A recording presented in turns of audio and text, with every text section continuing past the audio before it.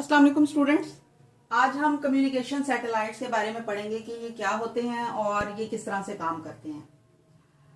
Communication satellite आमतौर पर communication purpose के लिए यूज होते हैं, जैसे कि हम इंफॉर्मेशन को अर्थ के एक पार्ट से दूसरे पार्ट में ट्रांसफर करते हैं, जिसके लिए हम रेडियो या टीवी का सहारा लेते हैं, मोबाइल फोन्स या इंटरनेट्स का यूज करते हैं। तो ये कम्युनिकेशन सैटेलाइट जियो स्टेशनरी सैटेलाइट होते हैं और अर्थ के गिर्द इनको इस तरह से पोजीशन किया जाता है कि ये ऑर्बिट में डिफरेंट पॉइंट्स पर होंगे और इस तरह से मूव करेंगे कि इनकी मोशन आपस में सिंक्रोनाइज्ड होगी। यानी जितना एक सैटेलाइट एक राउंड कंप्लीट करने में टाइम लेगा उतना ही दूसरा सैटेलाइट भी लेगा। तो इनकी स्पीड भी फिक्स होती है और इनका जो टाइम इंटरवल है एक राउंड कंप्लीट करने का वो भी फिक्स होता है। इनमें से एक सैटेलाइट 120 डिग्री ऑफ लॉन्गिट्यूड को कवर करता है। आपको पता है अर्थ को डिफरेंट पार्ट्स में डिवाइड किया गया है जिनमें लॉन्गिट्यूड और लैटिट्यूड्स मौजूद हैं। तो 120 डिग्री ऑफ लॉन्गिट्यूड को ये कवर करते हैं और चूंकि पूरी अर्थ जो है उसके गिर्द जिस ऑर्बिट में रिवॉल्व करेंगे वो चूंकि सर्कुलर होता है, इसलिए हम उसका टोटल एंगल लेते हैं 360 डिग्री। और एक सैटेलाइट चूंकि 120 डिग्रीज को कवर करता है तो यहाँ हम 120 डिग्रीज के साथ इसको डिवाइड कर देंगे। तो जब ये आपस में कैंसिल होंगे तो आंसर आएगा हमारा 3। यानी अगर आप 3 करेक्टली पोजीशन सैटेलाइट्स को यूज करें तो ये पूरी अर्थ को कवर कर सकते हैं फॉर ग्लोबल कवरेज। जैसे कि यहाँ हमने इस डायग्राम में दिखाया है कि ये 3 सैटेलाइट्स जो हैं ये इस तरह से सिंक्रोनाइज्ड हैं एक ही ऑर्बिट में कि ये पूरी अर्थ को कवर कर रहे हैं। अब ये जियो स्टेशनरी सैटेलाइट काम कैसे करेंगे? ये माइक्रोवेव्स का यूज करेंगे और माइक्रोवेव की जिन प्रॉपर्टीज की वजह से हम इनको प्रेफर करते हैं वो ये हैं कि ये नैरो बीम में ट्रैवल करती हैं, उसके बाद स्ट्रेट लाइन में मूव करती हैं और इजीली पास कर जाती हैं थ्रू द अर्थ एटमॉस्फेयर। हालांकि अर्थ के एटमॉस्फेयर में डस्ट पार्टिकल और वाटर वेपर्स की वजह से इनमें डिस्टरबेंस प्रोड्यूस हो सकती है, लेकिन माइक्रोवेव चूंकि बहुत शॉर्टर वेवलेंथ की होती हैं और हाई एनर्जी वाली होती हैं तो ये इजीली उनकी डिस्टरबेंस को क्रॉस करके आपकी इंफॉर्मेशन को एक जगह से दूसरी जगह मुंतकिल कर देती हैं। अब ये सिग्नल जब ट्रांसमिट किए जाते हैं तो उसके लिए डिफरेंट अर्थ स्टेशंस बनाए जाते हैं।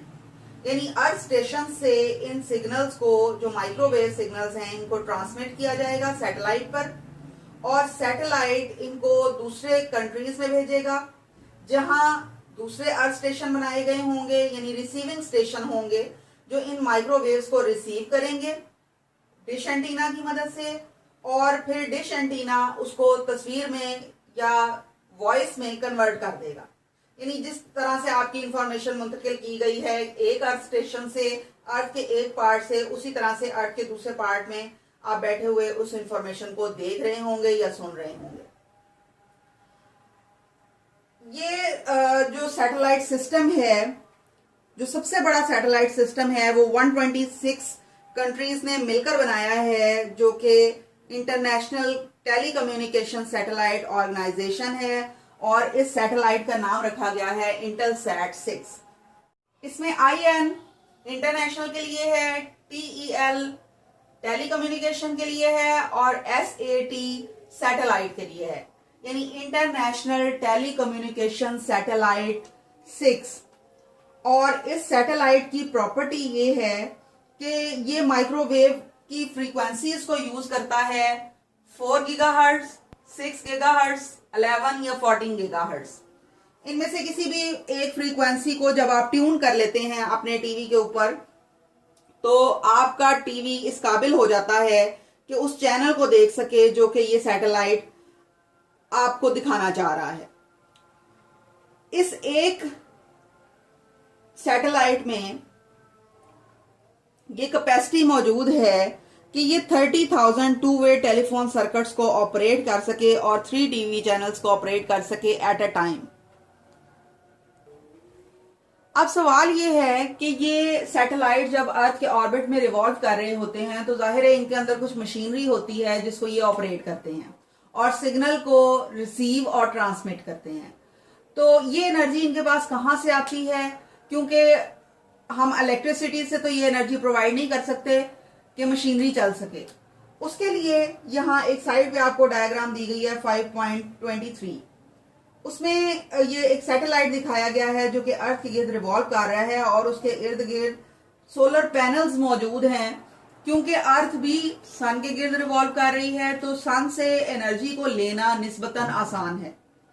अब ये सोलर सेल या सोलर पैनल्स जो होंगे ये सोलर एनर्जी को एब्जॉर्ब करेंगे और उन्हें इलेक्ट्रिक एनर्जी में कन्वर्ट कर देंगे और फिर उस इलेक्ट्रिकल एनर्जी को हम यूज कर सकेंगे इन मशीन्स को चलाने के लिए।